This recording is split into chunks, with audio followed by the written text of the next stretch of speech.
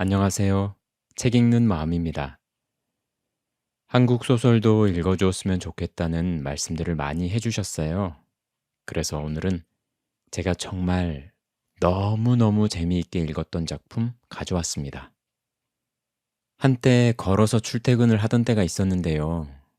얼마나 이 책이 재미가 있었던지 길에서 그 책을 읽으며 다녔습니다. 바로 이윤성 작가님의 소설 동의보감입니다. 아시죠? 허준.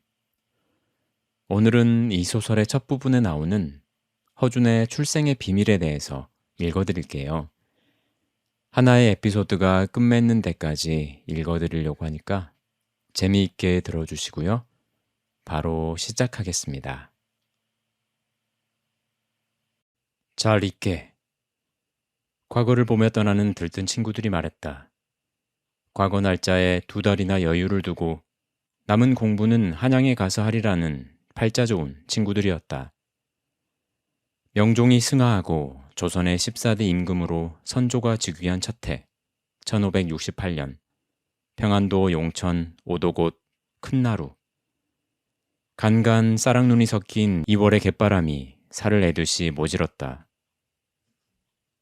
그 추위에 발을 동동거리며 해주로 떠날 배를 기다리던 허들의 선객들이 나루의 제일 앞자리에 선 허준과 그 친구들로 인해 더 나아가지 못하고 걸음을 세우고 있었다. 반상이 유별하여 큰갓 쓰고 각자 하인을 거느린 그 혹이 서린 양반댁 자제들. 더구나 과거보러 가는 그들의 앞을 무엄하게 가로질러 먼저 배전에 오르기를 저하여 그들의 작별 인사가 빨리 끝나기를 흘깃거리며 기다렸다. 네, 다녀오리. 키가 제일 작은 심진사댁 사위가 허준의 손을 쥐었다 놓고 기철 포교의 안내를 받으며 배전에 걸친 널빤대기로 올랐다. 그 사오보 뒤를 따라 상민이라 불리는 것들이 우르르 널빤대기를 오르기 시작했다. 허준의 이마에 파란 힘줄이 솟기 시작한다. 어젯밤, 아니 어찌 어젯밤만이랴. 자신의 신분이 얼마나 천한 쪽에 속하는가는 어머니의 눈물 속에서 수없이 보았었고 그 뼈저린 현실이 어머니의 경우만이 아닌 자기의 운명 위로도 굴러온 것을 확인하는 느낌이었다. 애초 허준의 머리에 얹힌 큰갓은 그의 신분에는 가당치도 않은 가짜였다. 생부가 용천 군수이기에 덤으로 글방에 드나들며 양반 가문의 친구들과 사귀면서 그들과 어울릴 때는 자기도 머리에 얹고 다니던 일종의 객기의 소산이었다. 비록 아버지가 직영내를 호령하는 군수일지라도 그건 아버지의 신분이요. 허준은 그 아버지의 첩의 자식이었다. 첩도 그냥 첩이면 서자 신분이 되겠지만 허준의 생모 손씨는 인종 1년 유님이 사사당한 을사사화에 그녀의 집안도 정몰되어 역적의 아내와 딸을 공신들에게 나누어 주던 때의 제도를 따라 그녀 또한 천민이 되었다. 이어 그녀는 대감댁 따님이 시집갈 때 노비가 되어 가마를 따라갔고 세아씨의 성미를 거슬러 팔려가는 신세로 전전하다가 해미 군관 허륜에 첩이 된 것이다. 이를테면 그녀의 법적 신분은 양가 출신의 첩에도 미치지 못하는 천첩인 것이다. 그 천첩은 무엇인가? 간단히 말하여 양반 상놈이라 불리던 양민, 즉 농군들에도 미치지 못한 청것들에 대한 신분 제도는 상상할 수도 없도록 가혹한 것이었다. 공천이란 관부에 종사하던 종들을 일컫는 곳으로 관청 소속의 기생, 나인, 관노비, 욕졸 등이 이에 속했고 그 문건은 장례원에서 관장했는데 3년마다 조사하여 소관을 작성, 동태를 감시하고 20년마다 정안을 작성하여 그들의 신분을 재확인하는 등 그야말로 천지개벽이 있기 전에는 도저히 헤어나올 수 없는 높고 높은 장벽이었다. 또 팔반사천이라 불리던 상역군, 백정, 무당, 광대, 일반 기생, 산호비, 개개인의 종인 산호비란 그 가문의 재산으로 간주하여 상속했고 종모법, 종부법을 시행하여 아비나 어미가 종이면 그 소생 또한 어김없이 종이어야 한다는 비인간적인 제도가 엄연하니 같은 팔천에 속해도 상전에게 예속되지 않았던 무당 백정, 옥절 백군, 장사꾼 등은 산호비에 비해 자유 하나는 누린 셈이었다. 그 자유도 없는 산호비. 자자손손 세습하여 주인댁 문전 안에 종의 꼬리표를 달고 살다가 다음 때에 종을 낳아주고 또 낳아주며 또 낳고 낳으며 살다가 죽어가야 하는 산호비의 신세. 허준의 이마에 사라졌던 힘줄이 다시 불끈 솟았다. 떠나는 배를 보며 그의 무릎이 결코 추위 때문에 아닌 자신의 내부로부터 충격에 의해 떨기 시작했다. 과거 날짜가 다가옴에 따라 친구들 입에서 한양 이야기며 장차 획득하고 싶은 관직에 대한 화제가 부쩍 많아졌고 허준 또한 어린 날 어머니에게 들은 한양에 대한 얄팍한 지식으로 열을 올려 그 화제에 끼어들고 했었지만 그 자기 자신은 과거를 볼 자격이 없다는 것을 익히 알고 있었으므로 오늘 25리 먼 길을 전속 나온 것은 친구로서의 정에 의한 가벼운 마음이었거늘 어쩐 일이란 말인가. 골백번 단념한 신분의 자각을 지금에 와서 캐묻고 안다라는 것은. 허준은 뇌까렸다. 나하고는 다른 세상에 태어난 사람들. 이마에 파란 힘줄이 약해갔다. 코끝이 시큰 울더니 머리가 불덩이처럼 뜨거워졌다. 눈앞이 보이지 않았다. 갈비뼈가 산산이 부서져 명치 끝으로 파고드는 것 같았다. 눈물을 지우고 시선을 들자 기암괴석 바위가 가파른 오도곳 해안을 돌아 황포 쌍돛대가 막 하나로 겹친 채 서해의 경랑 속으로 멀어져 갔다. 개같은 자식들. 문득 허준의 입에서 배를 타고 멀어가는 그 양반 친구들 외 또 한 무리 그가 사귀는 천한태생의 친구들과 어울려 놀 때 쓰는 된 소리가 뱉어졌다. 애써 비웃으려던 허준의 입이 실룩였다. 더러운 놈들. 허준의 입이 그의 진짜 모습인 상놈의 소리를 냈다. 물론 그 말들은 배를 타고 멀어지는 친구들을 욕하는 것이 아니라 자기와 친구들을 태생에서부터 갈라놓은 세상의 제도와 거기 높다랗게 다리를 꼬고 앉아 내노라 하는 세상 모든 양반들을 향한 욕짓거리였다. 이따위 세상 다 불태워버리라지. 말 끝에 허준의 호흡이 폭발했다. 머리에 갓을 벗겨 움켜진 순간 발기발기 찢고 뜯으며 내팽개쳐버렸다.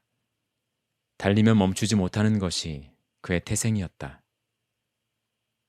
맨 상투의 허준이 바닷가 자갈밭으로 내다르며 뒹굴었다. 쓰러지는가 했더니 떨리는 그 손이 돌멩이를 움켜쥐고 일어나며 멀어져가는 배를 향해 돌팔매질했다. 바다는 허준의 돌멩이를 삼키고 찰랑 소리도 내지 않았다.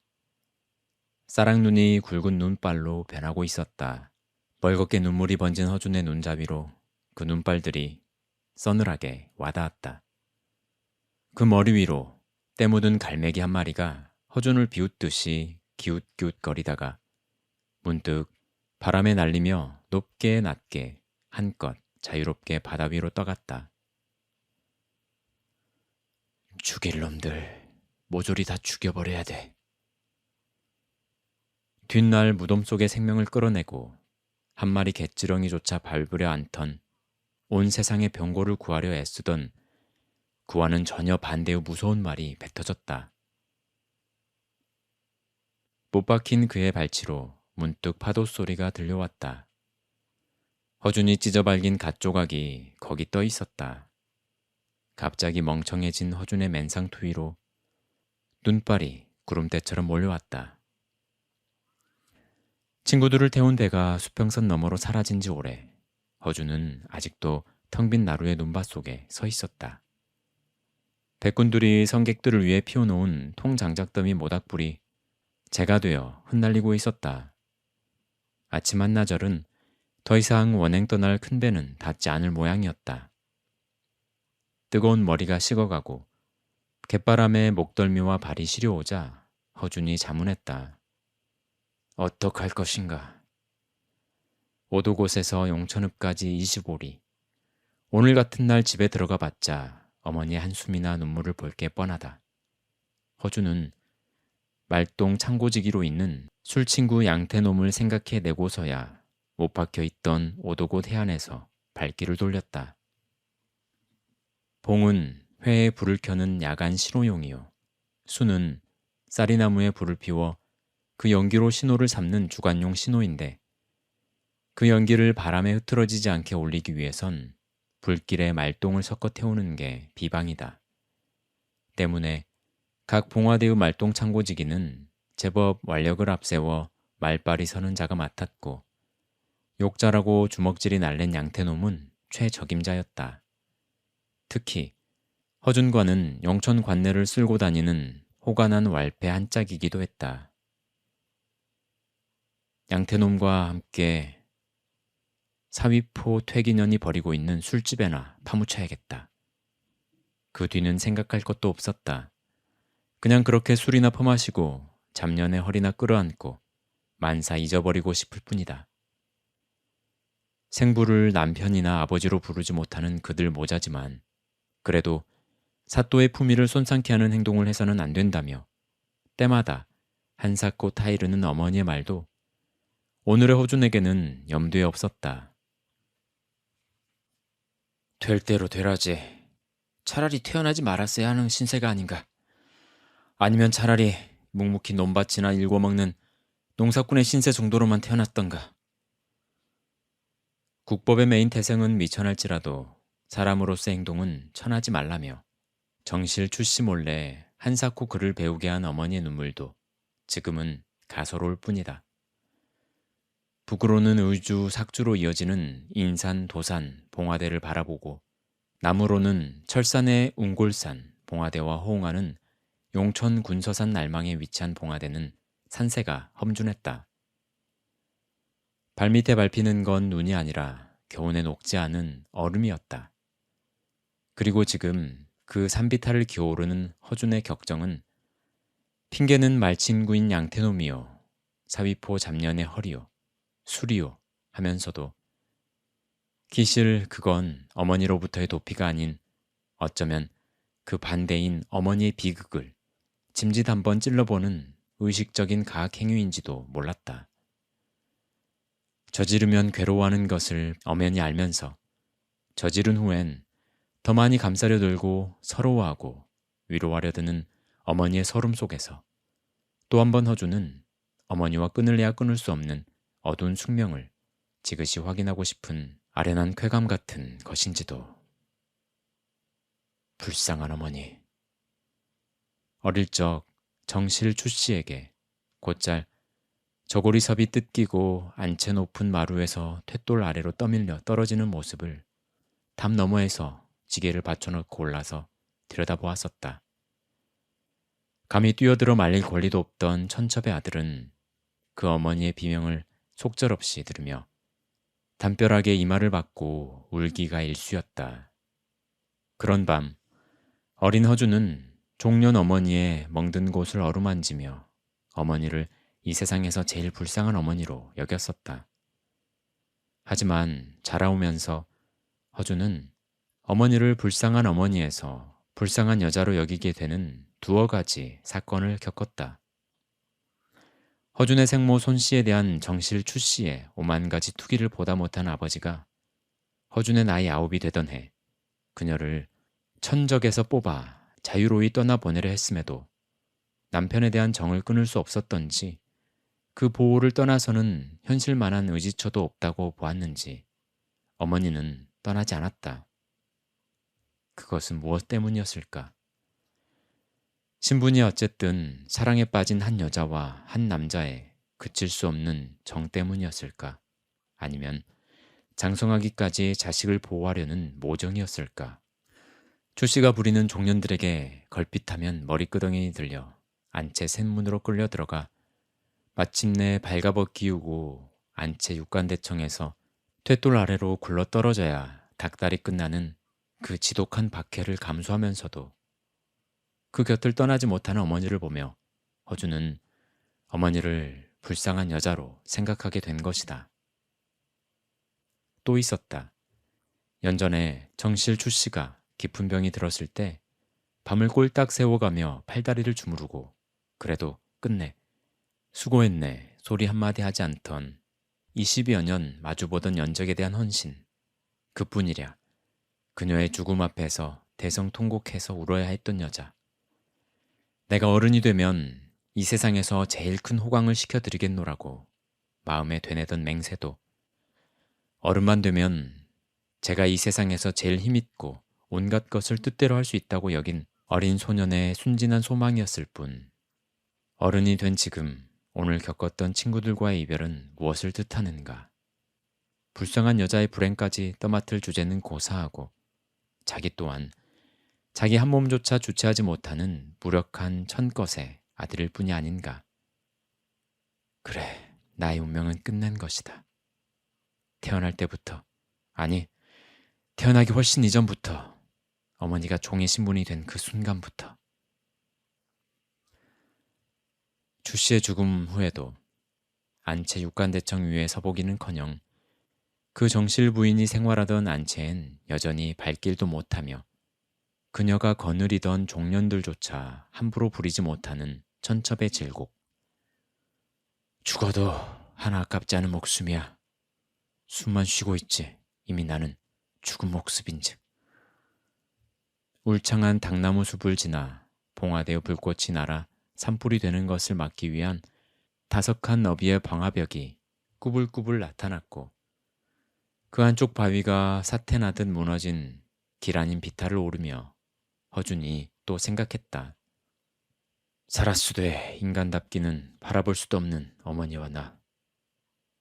우리 두 사람이 기다리고 있는 행복은 무엇인가? 행복? 내가? 콧방귀부터 끼어졌다. 그러나 그는 곧 그 청년의 행복을 골똘히 생각해내려 했다. 허준이 어린 날, 어머니가 아직 젊고 아리따웠을 때 어머니의 몸종 사모리에게 손을 잡혀 아침 문안차 어머니의 방에 들르면 어머니는 늘 무언가 한 가지씩 군것질할 것을 쥐어주었고 그런 어느 날 허준은 문득 느꼈었다. 곱게 개켜놓은 이불단 속에서 살풋 피어나 소녀의 코끝에 맡아지던 비밀스러운 꽃내음 같기도 한 그 향기를. 그리고 때로 사모리의 방에 내쳐진 채 오늘은 들어가지 말라고 타이름을 받던 밤 몰래 숨어 들어가 들여다본 방 안에 선녀처럼 아름다운 얼굴의 어머니가 기쪽도 모르고 분장에 열중하던 그 기다림도 첨년의 행복이었을까? 산성 봉수대에는 분명 오늘 직숙일 터인데도 양태놈은 직처에 없었고 사또의 자제 허준의 출연에 오장 한 놈이 다가와 아첨어린 말을 걸다가 사라졌다. 허준은 봉수대 북쪽 비탈 말통창고 앞에 서서 눈 아래 올망졸망 크고 작은 산봉우리와 저 아래 철산의 의주를 남북으로 연결하는 큰 길을 따라 번화한 용천읍이 백설에 덮여가는 것을 언제까지나 보고 서 있었다. 눈발이 허준의 맨상투 위로 엉겨붙고 옷자락이 깃발같이 펄럭였다. 10길, 100길, 1000길, 이까지 세상 모조리 파묻어버려야겠다. 그렇게 생각하며 바락 결어가던 허준의 입이 다시 들끓기 시작하는 이 세상에 대한 증오와 절망에 꽉 찬 불덩이를 내뱉었다. 주먹만한 북극의 눈발들이 그 허준의 주변에서 생물의 떼처럼 소란하게 맴돌았다. 봄을 맞이하는 마지막 대설이 될 모양이었다. 그날 허준이 봉수대에서 내려온 건 밤이 이슥해서였다.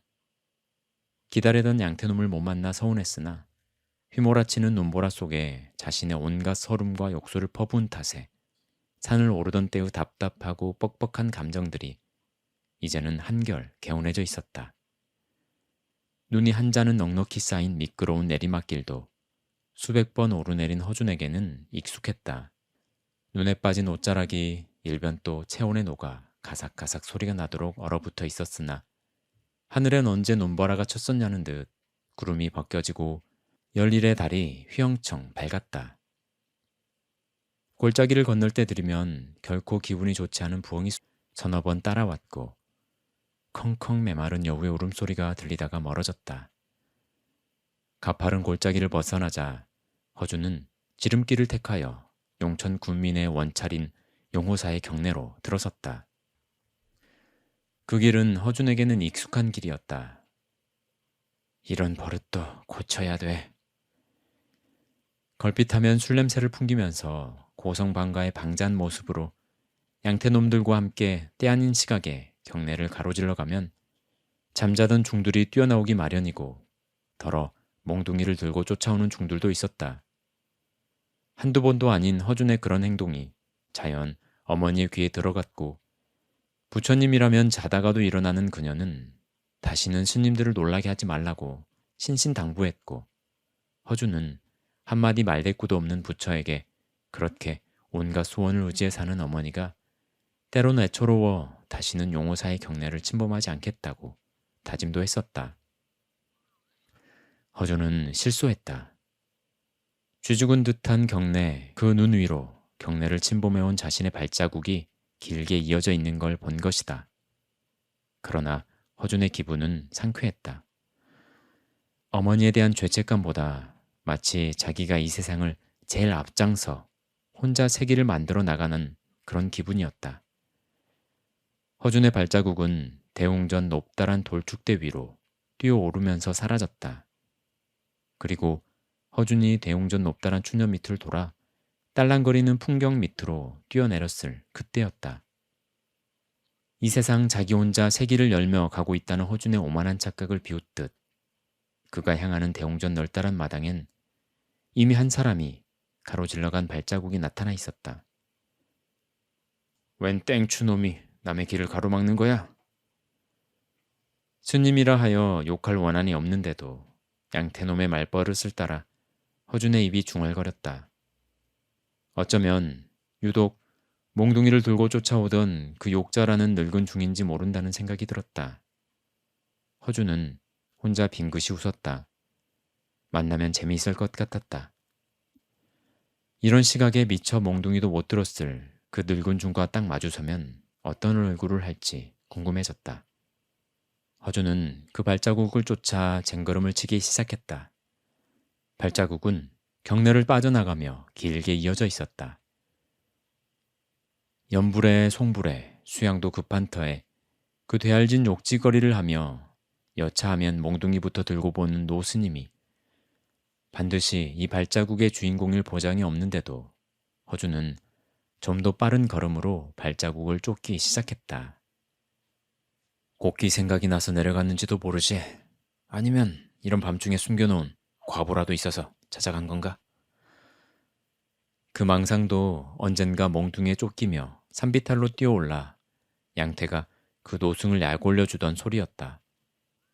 허준은 혼자 웃어댔다. 경내에 침범한 줄만 알지 아들이 그의 망나니 양태놈들과 노승에게 그런 욕지거리까지 하며 놀린 줄을 알면 어머니가 어땠을까 생각이 났다. 웃던 허준이 문득 걸음을 세웠다. 이제야 보니 그 발자국은 남자의 커다란 발자국이 아닌 여자의 작은 발자국이라는 것과 발자국 따라 치마가 쓸고 간 흔적들이 눈에 들어온 것이다. 계집이라고?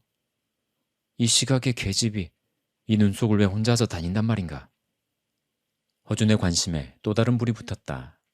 시선을 들자 발자국은 이미 주위에 나타나기 시작한 마을 앞으로 이어져 있었다. 허준은 달리기 시작했다. 만나서 어쩌잔 말인가. 누군지 알 리 없고 알아봤자다. 아마도 그 행동은 여자를 쫓는다는 심정보다 눈구덩이 속에 얼어붙은 발등 때문인지도 몰랐다. 인적도 없는 그 길을 허준의 하얀 입김이 계속 달렸다. 이어 허준이 나아가던 몸을 세웠다. 너무 달려왔던 때문인가 갑자기 여자의 모습이 20여 보 앞을 가고 있는 것이 보였다. 문득 여자가 허준을 돌아보았다. 허준의 눈이 번쩍 뜨였다. 인상을 알만한 거리는 아니었으나 젊은 여자였다. 댕기가 허리 밑으로 처진 처녀였다. 잠시 허준은 서 있었다. 돌아보았던 처녀가 이미 주위에 촘촘히 박힌 민가를 의식했는지 잠시 놀란 모습을 보였다가 다시 서둘지 않고 걷기 시작했다. 이상해진 건 허준이었다. 조용히 멀어져가는 처녀를 보며 서 있던 허준도 마치 뒤나 밟듯이 거리를 두고 따라가기 시작했다. 아닌 밤에 인적을 느꼈는지 어느 삽작 안으로 요란히 똥개가 지저댔고 그 소리에 호응한 개 짖는 소리가 여기저기서 났다. 장옷을 쓴 품하며 걷는 맵시가 허들의 계집 같진 않군. 허준이 속으로 중얼거렸다. 저만치 역참이 보이는 지점에서 처녀가 돌아보았다. 허준이 자기도 모르게 따라붙어 처녀와의 거리는 이제 10여 보 앞으로 좁혀져 있었다. 허준은 자기도 모르게 기침을 했다. 처녀는 내외를 하는지 몸을 곁으로 세워 비켜섰다. 앞서 지나가란 뜻이었다. 허준은 성큼성큼 다가갔다. 외면에 선 처녀의 때깔이 어딘지 모르게 고와 보였다. 곁을 지나며 허준이 힐끗 처녀를 돌아보았다. 장옷을 여며쥔 위로 눈길을 내리깐 처녀의 음전한 모습과 희고 반듯한 이마가 보였다. 지나쳐가는 허준의 가슴이 문득 방망이 질치기 시작했다. 10여 보 지나자 허준은 자기도 몰래 돌아보았다. 막 뒤따라오며 걸음을 떼놓던 처녀가 주춤 섰다. 허준이 짧게 망설이다가 처녀에게로 다가갔다. 처녀가 굳어진 듯 다가서는 허준을 보았다. 가까이 본 처녀는 여전히 장옷을 꼭 여민 모습이었으나 놀란 듯이 상큼 돌린 눈이 양가에서 교육받은 싸늘한 기품을 보이고 있었다. 이런 시각에 부리는 것들도 데리지 않고 어찌 혼자 다니시오? 맨상투의 자기야말로 행색이 엉망이면서 허준이 말을 걸었다. 가로막은 사내를 보며 낭자의 눈이 일순 경계의 빛을 띄었으나 당황하는 기색은 아니었다. 머리에 가시 없는 맨상투이긴 했지만 사내의 몸에 걸친 사대부의 복식을 신뢰한 것인지도 몰랐다. 시각이 야심한 줄 알면 어찌 아녀자의 가는 길을 함부로 막으시오니까. 내외하며 조금 시선을 비키긴 하였으나 낭자의 목소리는 파란 빛깔을 띤 듯이 맑았다. 비켜주소서. 말없는 허준에게 낭자가 다시 한번 채근했다.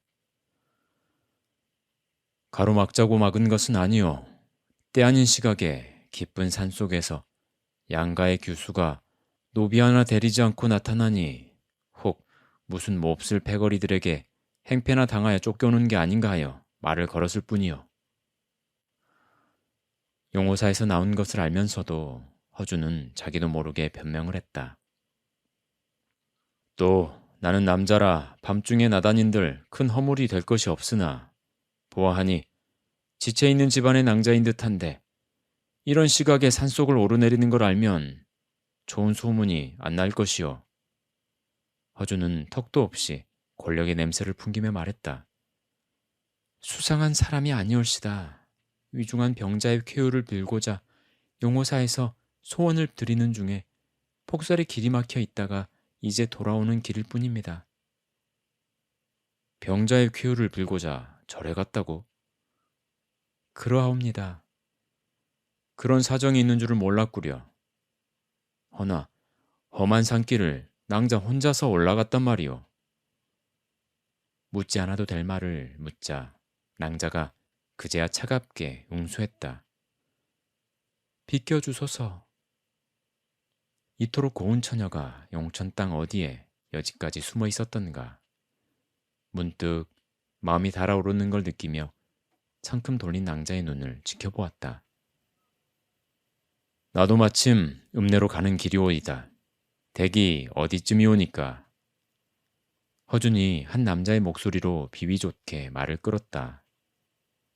대답 대신 낭자의 작은 주먹이 장옷자락을 다시 여며주는 것이 보였다. 고집스런 모습이었다.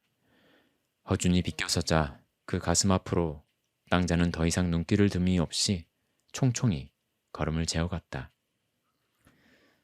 갑자기 낭자가 멀어져가는 만큼 허준의 가슴속이 허전해 왔다. 누굴까? 인구 1,700명도 못 되는 손바닥만한 영천 군내에서 비록 조석으로 얼굴을 마주치는 얼굴이 아니오 남녀가 유별하여 서로 고개를 외면해 다닌다 할지라도 상대가 자기를 알든 자신이 상대를 짐작하든 위로는 제법 지체를 갖춘 집안에서부터 아래로는 산것들에 이르기까지 용천 군내엔 웬만치 모를 사람은 없다고 여기는 허준이었다.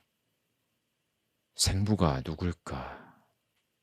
자주댕기를 물린 치렁치렁한 머리가 필시 아직은 혼전의 아가씨인데 혹 그 병자는 혹시 정원한 사내인가? 엉뚱한 상상이었다. 자기가 관여할 바가 아니었다. 그럼에도 허준은 다시 낭자의 뒤를 밟기 시작했다. 낭자는 다시 한마장 길을 달빛과 눈길을 걸어 중품 자기를 구원내는 한전골 도공들이 모여 사는 10여 호 초라한 민가의 그늘로 접어들어갔다. 허준은 고개를 갸웃했다. 도공도 산것이다. 산것의 딸로 저런 기품을 지닌 아이가 있을 턱이 없다. 쌓인 눈이 그녀가 어느 집으로 들어갔는가를 쉽게 알려주었다. 돌각담을 둘러쓰되 살인문조차 이어붙일 지체가 못 되는 황토로 빚은 도공들의 기다란 토담집 하나가 다닥다닥한 다른 도공들의 집과 외따로 떨어져 산더미 같은 소나무 장작더미 사이로 끼어 붙여 있었다. 집안엔 아무도 없는 듯이 보였다. 적어도 눈이 내린 시각 이후론 마당에 아무도 나다니지 않은 게 분명했다. 돌각담을 돌아온 낭자의 발자국만 희미한 호롱불이 비치는 방문 앞으로 이어져 있었다. 식구도 별로 없는 모양이군. 담장에 서서 허준이 혼자 뇌까렸을 때 돌연 방 안에서 신음이 섞인 늙은 남자의 비명 같은 소리가 났다. 아버님! 낭자가 짧게 외치는 소리가 났다. 허준이 자기도 모르게 마당에 뛰어들었을 때 방 안에서 낭자의 조용한 음성이 새나왔다. 아버님, 다이는 돌아왔습니다. 제 얼굴이 보이시옵니까? 그 대답과 관계없이 늙은 사내가 갑자기 허물어지는 듯 약한 소리를 내는 것이 들렸다. 잘못 왔어. 정녕 잘못 온 것이야. 아버님, 눈을 떠보소서. 지금쯤 북청에서는 적수가 오래 빈 걸 보고 귀양 온 죄인이 사라졌다 하여 난리가 났을 것이야. 허준의 하얀 입김이 들이마셔졌다. 늙은 사내의 탄식이 다시 이어져 나왔다. 조정에 죄를 지었으면 적수에서 목숨을 떨군들 그 또한 사대부의 본분이거늘 병든 몸 고쳐보겠다 몰래 지경을 벗어나 이 먼 곳까지 와서 쓰러지다니 살아서 무슨 용화를 더 보겠노라 여기까지 왔노. 사행길 오가던 적이 이미 세월이 완만인데 그런 큰 명의가 서북의 이런 벽지에 오래 머물 리 없단 생각을 왜 미리 못했을꼬. 아버님, 몸을 추스르신 후에 배소로 돌아가 계시면 죄명이 풀려 다시 한양에 돌아가실 날이 올 것이고 그때 소녀가 한사코 그 의원을 찾아 아버님 병환을 낫도록 하겠습니다. 혹여 그 의원을 찾을 길 없다고 해도 고장마다 고을마다 의원이 없는 곳이 없습니다. 의원도 의원 나름이야. 늙은이의 탄식 속에서 미련이 비쳤다. 사신행차 따라 명나라 오감에 얻은 이 병을 모두 병 이름조차 종잡지 못할 때 우주 땅에서 그 의원만이 내 병세를 알아 오늘까지 내 명을 이어지게 해주었거늘 그만치 덤으로 더 살았다 생각은 못하고 한 살이라도 더 살아보려고 배소조차 버리고 바득바득 여기까지 온 내가 가소롭구나. 기운이 다한 듯 늙은 사내의 목소리는 더 이어지지 않았다. 딸도 그 귀진한 아비의 머리맡에서 뜬 눈으로 앉아 있을 참인 듯 더 이상 말소리가 나지 않았다. 바람이 일며 밤 기운이 급속도로 냉각해왔다. 허준은 그제야 부녀가 왜 도공들이 버려둔 토담집 구석에 있는지 그 이유를 알았다. 아비가 몸을 추스리면 낭자는 그 아비를 부축해 새벽길이라도 나서 북촌으로 떠난다는 것을 알았다. 하지만 허준은 이미 안달하지 않았다. 처음 본 순간 상껏의 딸이 아니라는 걸 직감했으나 방 안에서 들려온 부녀의 대화 속에서 낭자가 양반의 딸이라는 걸 알았을 때 아비가 조정에 무슨 죄를 지은 인물인지는 알 수 없으나 지금까지 본 낭자가 양반의 딸이라는 그 사실이 새삼 그녀에게로 다가서려는 허준의 호기심을 끊어버린 것이다. 허준은 알고 있었다. 자기의 신부는 양반의 딸과 혼인도 사랑도 할 수 없다는 것을. 천것이 양반의 딸과 혼인한다는 것은 상상도 할 수 없으며 혹여나 천민이 양반과 혼인을 해도 이를 주선한 자와 천인의 주인이 모두 처벌되고 강제 이혼케 하는 것이 태종조 이후의 법이 아닌가. 자연스럽게 달아올라 다이라는 이 낭자에게 쏠렸던 허준의 관심은 급속도로 식어졌다. 허준은 또 한 번 자기가 뛰어넘을 수 없는 높고 높은 담이 도처에 가로막고 있음을 깨달았다. 어딘가 새벽 첫 닭이 회를 치며 새벽을 알리고 있었다. 다희. 돌아서 가야 한다는 것을 알면서도 허준이 방 안에서 들려왔던 낭자의 이름을 문득 되뇌었다. 성은 무엇일까? 무슨 한자의 다희일까? 바람이 허준의 발치를 휘감고 지나갔다. 이웃 도공의 토담집에서도 닭이 울었다. 허준이 힘없이 발길을 돌려가기 시작했다. 읍내 집 골목에 돌아왔을 때 눈앞 관아 쪽에서 사경인지 오경인지 시간을 알리는 바라 소리가 들려왔다. 허준은 높은 담 너머로 동원 처마가 건너배는 별채담 밑을 돌아가다가 날렵하게 몸을 날려 담을 넘었다. 어머니의 잠을 깨우지 않으려는 배려였다. 늘 익숙하게 내려앉은 담 안에서 허준은 그만 엉덩방아를 찧었다. 눈이 쌓인 탓이었다. 낮계열을 차며 허준이 자기 방 쪽으로 향했을 때 등 뒤에서 나직이 방문 여는 소리가 들렸다. 돌아보니 불도 없는 방문 앞에 어머니가 서 있었다. 그렇게 나타날 자식을 미리 기다리고 있었다는 듯이 어머니의 눈이 어둠 속에서 조용히 아들을 바라보았다. 들어오너라. 어머니의 음성은 조용했다. 그리고 아들에게 머물렀던 시선을 거두어 방으로 들어갔다. 무슨 일이 있었군. 어머니의 뒷모습에서 그런 걸 읽었다. 어머니는 잔소리가 거의 없는 여자였다. 아들로 인해 서러운 일이 있을지라도 여느 여자들처럼 대놓고 함부로 퍼붓는 법이 없었다. 지금은 천한 신분이나 지난날 번듯했던 가문에서 보고 배운 바가 있는 교양을 지니고 있는 여자였다. 허준은 자신의 형편없는 몰골을 돌아보았다. 맨 상투에 흐트러진 머리카락하며 눈길 속에서 거침없이 돌아다닌 추한 옷자락하며 버선발은 흙투성이었다. 허준은 옷자락만 털고 어머니 방으로 들어갔다.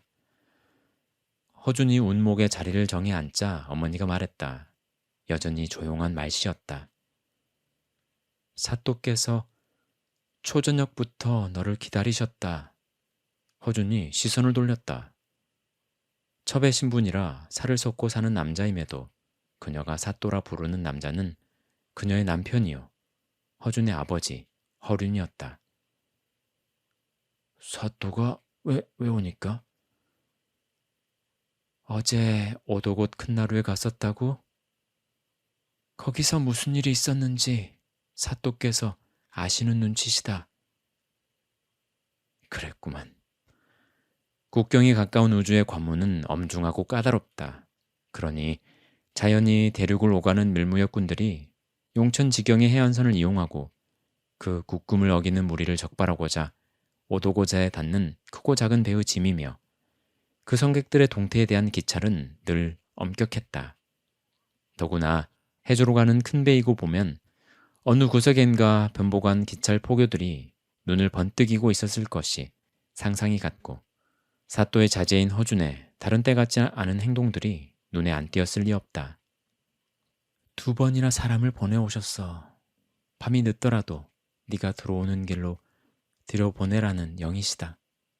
어서 의관을 새로 정지하고 가서 뵙도록 해라. 허준이 침묵을 깼다. 날이 곧 밝습니다. 여지 기침에 계실 리가 없지 않습니까? 날이 밝은 후에 건너가지요. 좀 전에 양태인가 하는 네 친구가 방금 또 다녀갔어. 양태가요? 분부가 지엄한데 사방으로 네 행방을 찾아도 네 모습이 보이지 않으니 혹 봉수대 올라갔나 하고 사람을 시켜 올려보냈더니 그 아이가 대신 불려 내려온 모양이다. 봉수대에 올라가지 않았으면 대체 어딜 돌아다닌 거냐? 몸부터 일으킨 후에 허준이 대답했다. 그러면 어서 가서 뵙고 오겠습니다.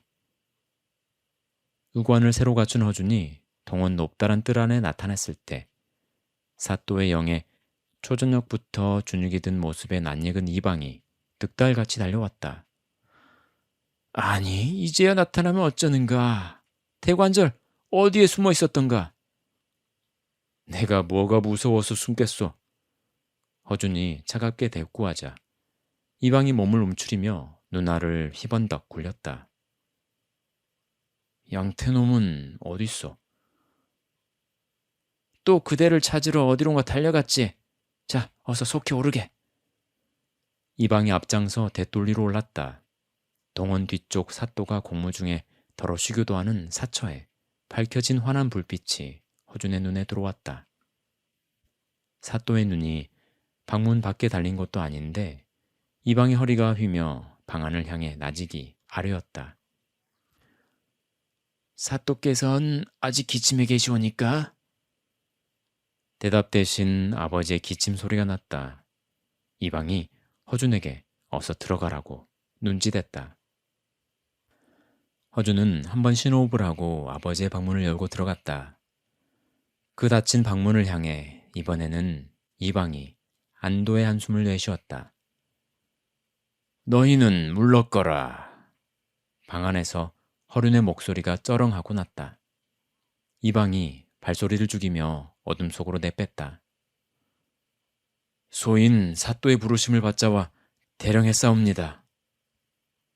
허준이 아버지의 안색에서 무엇인가 심상치 않은 기색을 느끼며 아뢰었다.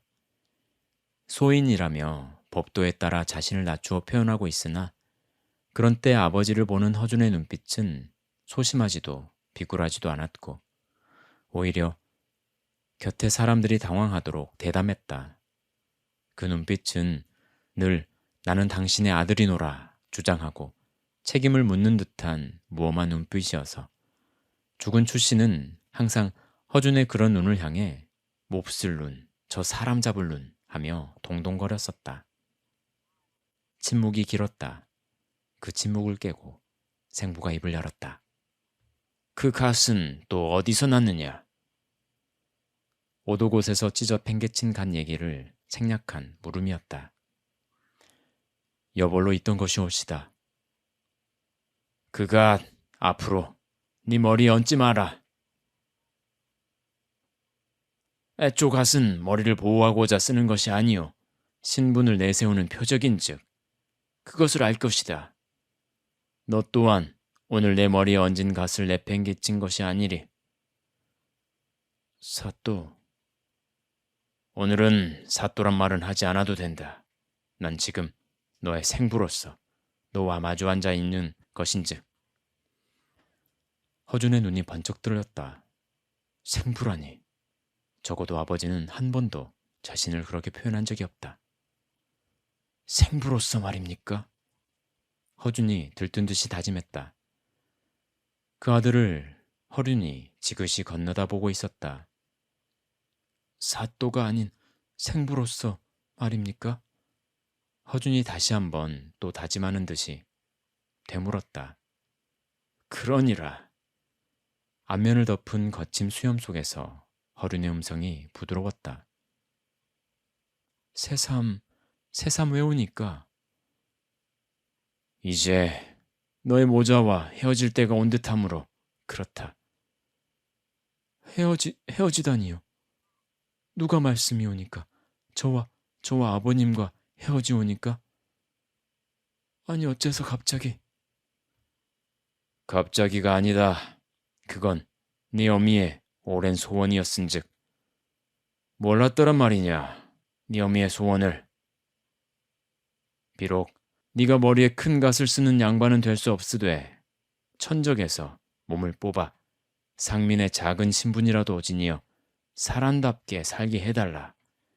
그것이 네 어미의 소원인 것을 정녕 몰랐더냐. 하오나 어머니의 소원일 뿐 이미 천적에 떨어진 몸이온데 국법에 저촉됨이 없이 천적에서 몸을 뽑을 수 없겠지요. 소자도 그것쯤은 아옵니다. 허준의 조소어린 듯한 어경을 생부는 말없이 건너보고 있었다. 어미도 저도 천적에서 몸을 빼낼 수 없는 것은 청몰된 어미의 집안 때문인데 우리 모자가 정녕 천적에서 몸을 뽑을 길이 있사옵니까? 조정의 정치적인 변동이나 성쇠는 변방에 한낱 작은 무반인 애비로서 짐작할 길이 없다. 허나 너희 모자와 나와의 오랜 인연을 생각하고 장차 너의 일생을 생각하여 애비로서 처음이자 마지막 정을 쓰는 것이다. 너의 나이 22, 국법에 따라 신부는 미천할지라도 내가 보는 안목에 이제 능히 제 어미 하나는 건사하리라 여겨 떠나보내는 것이다. 떠나보내신다면 어디로 말입니까? 너의 태생 네 신분을 아예 단념하여 이대로 조용히 내 그늘에서 살고자 한다면 그도 말리지 않을 것이요. 내 슬하에서 벗어나 새로운 세상을 찾아 나서겠다면 기회는 지금일 뿐이다. 기회? 수년 동안 각지에 대융이 들어 각자의 고향 떠난 유랑의 무리가 넘치고 있어 그 백성들을 본 고장으로 되돌려 보내려 하고 있으나 떠나온 고향을 순순히 돌아갈 유민이 어디 있겠느냐. 또 매번 이런 일이 있고 나면 흉년을 맞은 곳과 풍년을 맞은 고장에 인구가 뒤섞이기 마련이고 특히 흉년을 맞아 유민을 많이 낸 관내 관장은 문책이 따르기 마련이라 타관에서 흘러드는 유민에게 관대하지. 떠난 후 죄를 짓거나 풍속을 해치어 사람들의 이목을 끄는 행동, 또 입길에 오르내리는 망나니 짓만 하지 않는다면 그 고장에 뿌리를 내릴 기회가 될 것이다. 그런 꿈 같은 일이?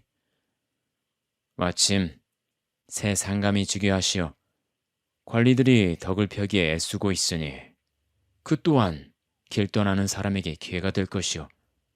만일 피치 못하도록 궁지에 몰릴 경우엔 그땐 이 애비의 이름을 빙자해도 되느니라. 허준의 입에서 예기치 않던 한마디가 튀어나왔다. 아버님, 너희 모자가 떠날 것을 결심한다면 너희가 잠시 의지할 곳이 있는 고장을 정해주마. 남쪽 경상도 땅에 있는 산음현이라는 곳이 있고 그곳 현감이 이 애비와는 호영호지하는 사람으로서 이 애비의 서찰을 보이면 가히 너희 모자가 호구할 생업쯤은 주선해 줄 것이다. 신분의 탈출, 그것을 아버지가 주선할 줄이야. 허준은 목이 잠겨왔다. 아버님. 그렇게 벌겋게 달아오른 허준이 그 얼굴을 방바닥에 박았다. 네, 재미있게 들으셨나요?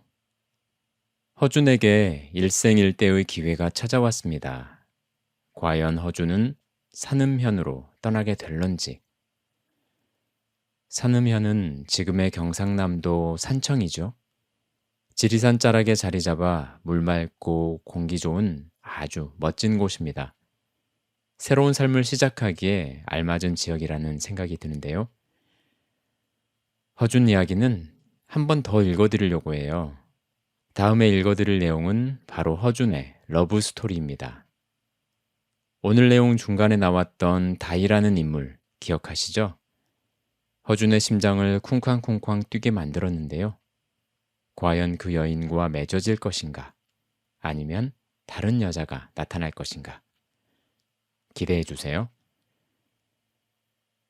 지금 제가 녹음하고 있는 시각은 새벽 1시입니다. 가족들이 모두 잠들고 조용해서 작업하기 참 좋은 시간이죠. 하지만 상당히 졸립기도 한데요. 저는 낮에는 직장에서 일을 하고 있어요. 그래서 퇴근해서 집에 오면 보통 저녁 8시가 조금 넘습니다. 마음 같아선 그때부터 잠들 때까지 책을 읽고 영상을 제작하고, 그래서 할 수만 있다면 매일 구독자님을 찾아뵙고 싶은데요. 하지만 우리 집에 귀염둥이 막내딸이 있습니다. 이제 2돌이 막 지나서 제가 컴퓨터 앞에 앉으면 놀아달라고 가만두질 않죠. 대성통곡하면서 제 바지자락을 잡아당기는데 힘은 얼마나 세고 또 목소리는 얼마나 큰지 당해낼 도리가 없어요. 물론 힘세고 목소리가 커서 놀아주는 건 아니고요. 너무 귀엽고 사랑스러워서 그렇게 막내딸과 놀다 보면 보통 11시는 되어야 제 시간이 생기는 것 같습니다. 그래서 구독자님들께 더 자주 찾아뵙지 못한다는 아쉬움이 마음에 있습니다. 네, 새벽이라 그런지 이런저런 이야기를 하게 되네요. 끝까지 들어주셔서 감사합니다. 저는 조만간 또 찾아뵙겠습니다.